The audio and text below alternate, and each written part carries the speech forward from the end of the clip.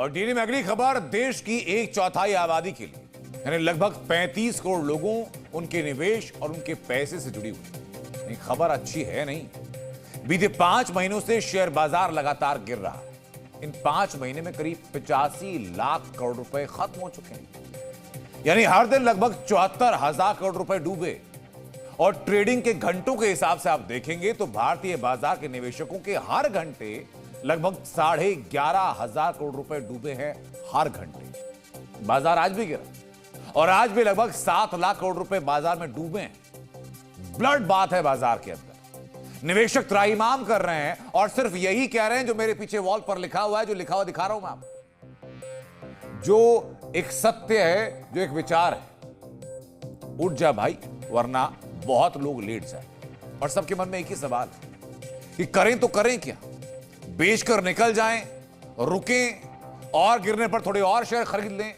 तो अगले 2 मिनट आप जरा टेंशन दीजिएगा, मैं बताने जा रहा हूं। शेयर बाजार में जैसी गिरावट है वो पिछले 29 सालों के बाद आई और आज जो बाजार गिरा उसने 29 साल का रिकॉर्ड तोड़ दिया है। इसके पहले ऐसी गिरावट आई थी 1996 में, जुलाई से लेकर के नवंबर के बीच। पिछले 5 महीनों में निफ्टी और सेंसेक्स अपने टॉप लेवल से 15% टूट चुके हैं। और एक्सपर्ट का कहना यह कि अगर 5% बाजार और गिर गया तो गिरते गिरते 20% और गिरेगा। और अगर ऐसा हुआ तो आ जाएगी बाजार में मंदी और इतना पैसा डूब जाएगा, इतना पैसा डूब जाएगा कि हिसाब लगाना मुश्किल हो जाएगा। एक्सपर्ट खुद कह रहे हैं। एनर्जी से लेकर के realty sector, oil sector, gas, ऐसे शेयर 25% से ज्यादा गिर चुके हैं और ये शेयर मंदी में आ चुके हैं।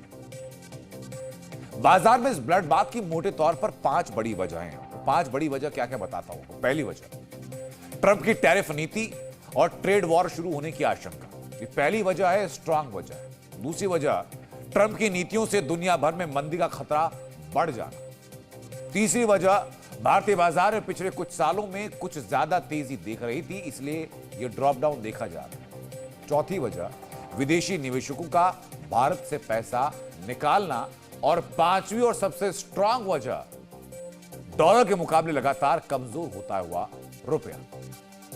हालांकि कहना बहुत ही मुश्किल है कि यहां से बाजार में रिकवरी कब आएगी, लेकिन कुछ तकनीकी जानकारों ने चार्ट के आधार पर कुछ अहम बातें सपोर्ट की। 30 सेकंड के अंदर वो अहम बातें क्या हैं, ये मैं आपको आज को समझाने जा रहा हूं ताकि आप ध्यान रखें आगे। वो चार्ट मैं दिखाता हूं आपको। ये चार्ट जरा देखिए। इस चार्ट में आप देख सकते हैं कि 26,200 से बाजार यानी निफ्टी गिर करके 22,100 के आसपास पहुंचा है।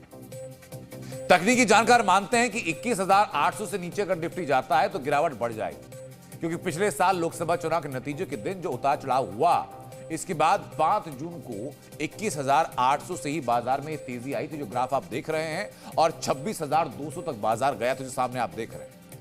अब 21,800 से अगर नीचे निफ्टी जाता है तो जानकार मानते हैं कि नवंबर 2023 से जो तेजी 18,800 से शुरू हुई, ये बाजार वहां तक गिर सकता है। लेकिन हम आपको फिर से कहते हैं, अगर आप कोई भी निवेश करते हैं, कोई भी ट्रेड करते हैं, तो पहले अपने वित्तीय सलाहकारों की राय जरूर लीजिए। बाजार में मंदी तेजी होती है और यही बाजार की नेचर भी है।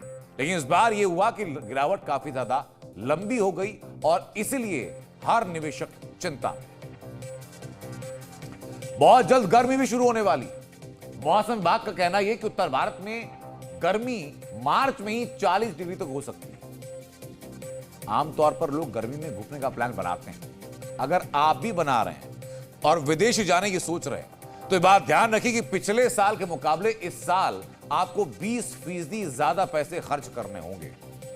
रुपए में लगातार हो रही गिरावट और डॉलर की मजबूती की वजह से इस साल इंटरनेशनल ट्रैवल पैकेज 15 से 20% महंगे हो चुके हैं। यह बढ़त पिछले साल के अप्रैल जून के मुकाबले है और अगर अगले कुछ हफ्तों में डॉलर के मुकाबले रुपया और गिरता है, गिरावट और आती है, तो ये 20% हो सकता है कि 22%, 24%, 25% हो जाए। इस गिरावट के बाद सबसे ज्यादा असर यूरोपीय देशों की यात्रा पर देखने को मिलेगा। बीते 6 महीनों में डॉलर के मुकाबले रुपया 5% कम हुआ है, कमजोर हुआ है। पिछले साल अगस्त में रुपए के मुकाबले $1 की कीमत में यह होकर अगस्त के 83 से गिरकर 87.2 पर आ गया। 10 फरवरी को गिरकर 77.9 पर आ गया। रुपए की इस गिरावट का असर उन छात्रों पर भी होगा जो विदेशों में पढ़ रहे हैं। उनको ज्यादा नुकसान हुआ है। ये डॉलर के मजबूत होने से पैकेज की कीमतें भी बढ़ रही हैं।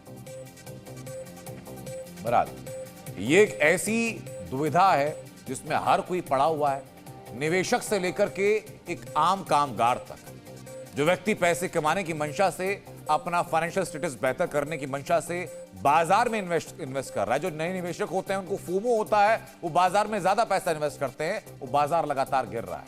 हालांकि उम्मीद यही की जा रही है कि बाजार उठे, लेकिन उसके पैरेलल जो स्ट्रॉन्ग रीजन है रुपए का लगातार गिरना, जिसकी वजह से बाजार भी गिर रहा है और जो लोग घूमना चाहते हैं उनकी जेब से ज्यादा पैसे भी निकल रहे हैं। गिरते बाजार से शेयर धारक टेंशन में हैं।